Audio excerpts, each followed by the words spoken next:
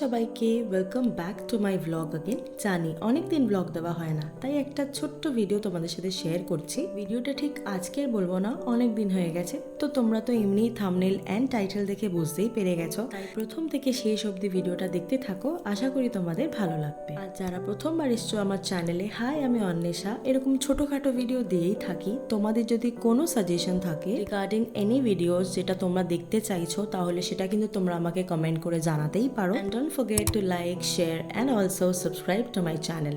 চলো শুরু করা যাক আজকের ভিডিওটা। বাপরে, ও আমার সাথে সাথে আয় না, ভিডিওতে তাহলে থাকবি না, বেরিয়ে যেতে। কত লেট, আমি আধ ঘন্টা দাঁড়িয়ে আছি, গেমে স্নান হয়ে গেছি। আমি দাঁড়িয়ে দাঁড়িয়ে ফোনের স্টোরেজ ক্লিন করলাম যাতে ভিডিও বানাতে পারি। দেখ তোর জন্য। তো কিছুদিন আগে আমি আর সীমা গেছিলাম কালীঘাটে পুজো দিতে, আর সেদিন পড়েছিল বিপত্তারিণীর যেই পুজোটা হয় সেদিন, শনিবার মতন, খুবই ভিড় ছিল। তো যাই হোক, আমরা প্ল্যান করেছিলাম। আর সীমা হচ্ছে আমি যেখানে কাজ করি সেখানকারই স্টাফ, ভীষণই একজন ভালো মানুষ। আসলে আমার আর ওর ভাইবটা ভীষণ ম্যাচ করে, তাই ভাবলাম ওর সাথে যাওয়াটা বেটার। আর সেরকমভাবেই প্ল্যান করেছিলাম। তাও আমি আগে পৌঁছে গেছিলাম, ও অনেকটা লেট করে গেছিলো। গিয়ে দেখছি বিভৎস ভিড়, তার সাথে বিভৎস গরম। দেখতেই পাচ্ছ কিরকম আমি ঘেমে গেছিলাম। কি চিনতে পারলে? জুম করে তো দেখালাম। আমার কিন্তু এনাকে ভীষণ ভালো লাগে, কারণ প্রত্যেকটা মুভিতে জিতের সাথে কিন্তু এনেই থাকেন। কিন্তু যাই হোক, উনি ওখানে ছিলেন, পুজো ফুজো দিচ্ছিলেন, সেটা দেখে আমার বেশ ভালোই লাগছিল। তারপর আমি বজরঙ্গ বলিকে দেখতে পেয়ে একটু আমার আত্মার শান্তি হলো, কারণ এতটা ভিড় ছিল আমরা ভিতরে ঢুকতেই পাচ্ছিলাম না। অলমোস্ট 1 ঘন্টা লাইনে দাঁড়িয়েছিলাম। তোমরা দেখতেই পাচ্ছ ভিতরটা কেমন ভিড় ছিল, যেহেতু সেদিন বিপত্তারিণীরও পুজো ছিল। কালীঘাটে এই বড় বয়সে যাওয়া প্রথমবার, কারণ কি আর একবার গেছিলাম আমি আমার দিদির সাথে, আমার মনে আছে।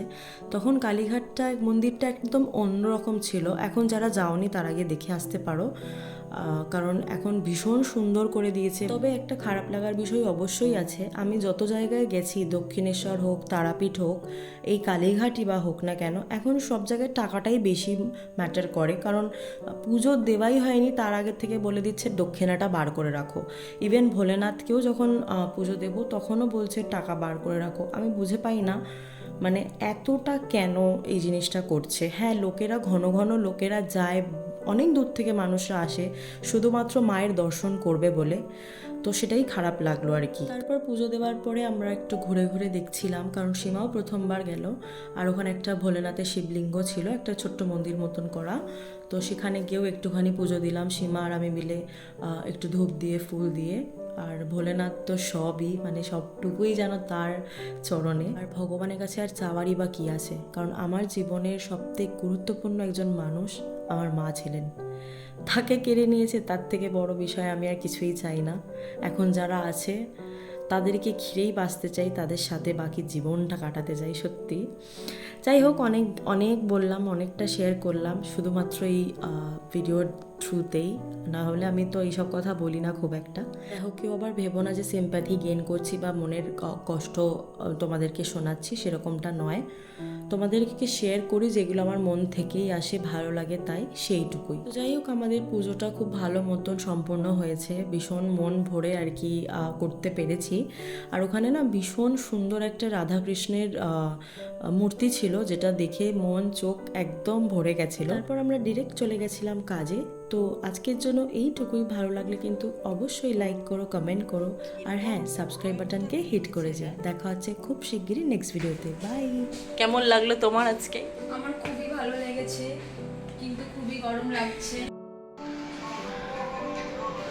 কি ভালোভাবে পুজো দিলাম, কিন্তু ভাবলাম ঠাকুরের ছবিটা একটু ভিডিও করব, সেটাও করতে পারলাম না। পুরো চুল মুল ঠেলে একদম ঢুকিয়ে দিয়েছে আমাকে মাথাটা। যাই হোক, আজকের জন্য এখানেই শেষ করছি ভিডিওটা। ভালো লাগলে কিন্তু অবশ্যই লাইক করো আর সাবস্ক্রাইব বাটনটা ক্লিক করে দিও। বাই।